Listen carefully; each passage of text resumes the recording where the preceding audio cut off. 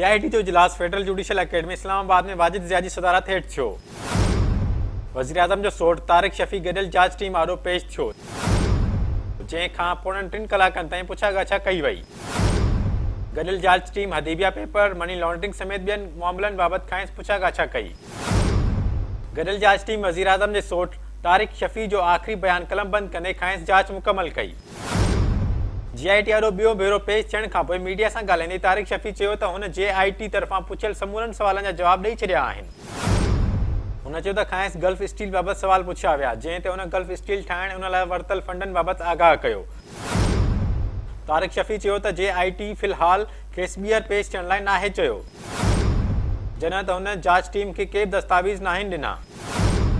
होॾां वज़ीर-ए-आज़म जो पुटु हसन नवाज़ सूमर ॾींहुं 3 भेरो JIT आॾो पेश थींदो, जॾहिं त हुसैन नवाज़ 4 जुलाई ते 6 भेरो पेश थींदो। वज़ीर-ए-आज़म जी न्याणी मरियम नवाज़ 5 जुलाई ते पहिरियों भेरो पेश थींदी।